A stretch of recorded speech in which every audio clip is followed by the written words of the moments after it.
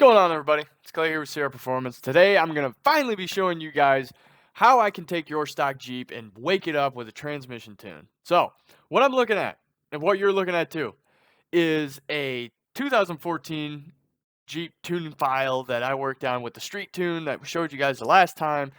And then I took it and I changed all the transmission stuff that we change in the transmission. And I'm going to be taking you guys through it and showing you what I do for your Jeep with a moderate tune. We have like the max one that we can also offer too, but it's the same things that get changed. We just do more of it. That's really all it is.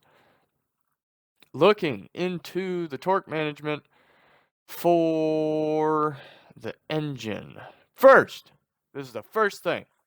You got to kind of unlock your Jeep first and foremost. So what you're looking at is, first of all, this is HP Tuners Editor. We talked about this in the last video. If you don't know, this is the software that I use to change your tune files. If it's showing green, I have a compare file open right now with the street tune we saw in the last video, but again, this tune that I'm comparing it to is the one with all the updated transmission stuff. So what you're seeing here is these green things show that, okay, there's something different between the two tunes, the two tune files. FSO is fuel shutoff, ETC is electronic throttle control. Those are both things that if they are enabled, they will limit your Jeep in terms of torque. So we obviously don't want that. We are tuning for performance. We just shut those off. It doesn't do anything in terms of hurting your Jeep. It's just unlocking it so the manufacturer can't say that they just let your Jeep run all willy-nilly. Next, we go into the trans and we're looking at, this is the first thing. We're going to touch the torque management for the torque reduction. So you're going to get a little bit of a lesson today, which is explaining how manufacturers will tune your transmission. And a good example, the way that I have explained it to people is, you know how in newer vehicles, you almost don't even notice shifts anymore, right? Like you're just cruising along and it doesn't even feel, you don't feel the shifts, most likely. Well, what they're doing, the manufacturer, and that's how most people like it, right? Little old lady down the street, she doesn't really want to feel her jerking around when she's shifting from first to second doing a pull, right? So what they do is that is actually them slipping your transmission. Now, that's actually bad. That creates a lot of heat. It creates a lot of wear on parts. But the way they combat it is they take away a bunch of power out of the motor. They reduce the torque, which is taking away timing. So what these tables are is the torque reduction tables when you're upshifting. Downshifting, you really don't have to worry about it. It's just for the upshifts. What we do in the first thing, and this is the moderate tune, so like this is kind of like that half as good as the aggressive one, but I just add that torque back in. That's all we do. So we add the torque back in. That way it's slipping the transmission less, but giving you that better, firmer shift, right? This is the first step into giving you more firm shifts that's going to really be noticeable. We're going to go, okay, I know that I just shifted from first to second.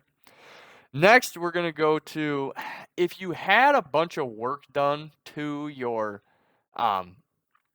Jeep, well, let's say you put a supercharger on it or a turbo kit, whatever, you would change this torque limit because more than likely this is going to be wrong.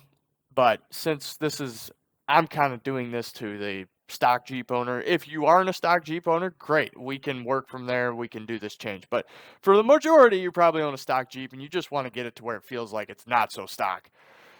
This is going to stay the same, but we can change it if we wanted to, if we had stuff done. Now, I just talked about with the upshifts and the torque reduction stuff. That's a huge part of it. The other part is the shift pressures.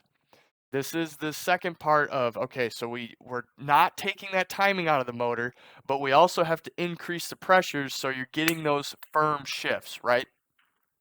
So basically, when you change this table here, and remember, the green means that it's different from the compare file, and the compare file is like the stock transmission tune. And here's like the difference between them. It's only 3 for the moderate, but that's what I'm kind of showing you guys. I'm trying to show you like what we changed so you kind of get an idea. I know I'm giving you like a 30 1,000 feet above view, but trying to explain it so you can see what we do, right? And then I'm looking at my notes here, so if you see me just pause and stare at the screen, that's what I'm doing. With that, you look into your shift pressures, you just change that little table, and then you get into probably the most complex part of this, and that is your shift timing. So the shift timing is in this tab, and that is one of the things. Shift timing and shift scheduling. Sorry, shift scheduling. You caught me. So with shift scheduling, this is where you can change your shift points based off of RPMs. But Mopar does this weird thing where they like to be different from Chevy and Ford, and their shift scheduling is based off the output shaft of the transmission speed RPMs, not the RPMs of the motor, which is something that can get you into a lot of trouble if you don't know that part. So basically what I do with every single one of these tables, I'll put you in compare mode here, and just for a little review, this one right here, that's comparing the two files. This is the compare file, and this is the file that we're working on. This is the one that I changed with all the tune stuff. We're going to look at the compare one.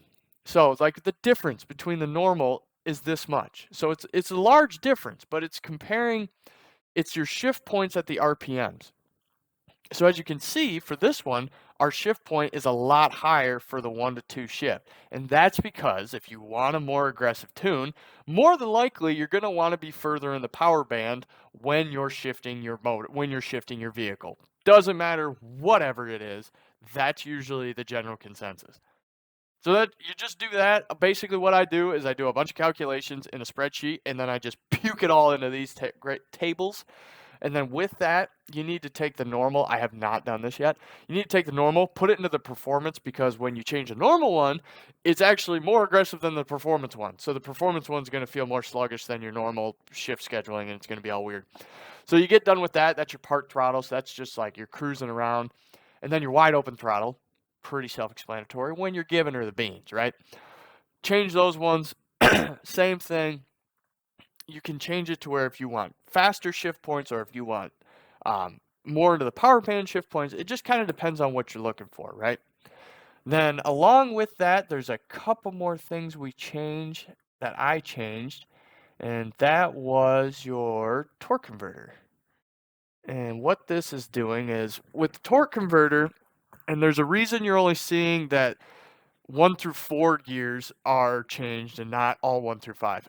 So the torque converter makes it more sluggish when you're shifting, which again, that would kind of be against the goal of what we were trying to do this entire time. So what you do is you do first, second, third, and fourth, and you turn it off, basically. Fifth is when you leave it on, because that is when you're going to be cruising. So when you're cruising around, you want it on because you want to save fuel mileage. But when you're getting up to speed, this is when you want it to be turned off so you can get that better feel. So with the combination of all of that, you're going to have a way better shifting Jeep. It's going to be better for your transmission. Caveat. It's better for your transmission in terms of slips, but if you put in like the aggressive tune, well, okay, then you're getting to more of, you're actually vibrating components more, so you're kind of just trading off one bad for another bad. But the aggressive tune's really good if you're looking for performance, and it's not any worse than the tune you're putting in. It's just, I can't argue that it's going to like, make your transmission last longer like a moderate tune would or the mild tune would. But other than that, that's about it. That's all I do. It just depends on your transmission. Now, with Mopar stuff, it can show, here, I'll go back to this file. So as you can see, the A580 is the transmission that is in this 2014 Jeep. All the other ones are disabled. That is about it. And then the TCM RPM limit, that's another one. You just want to make sure that you're not going to shift past a certain limit. It better not hit 8,000 RPMs if you got bigger problems than wondering when you're going to shift your transmission. Thanks for tagging along today's video. I appreciate you guys. We'll see you next time.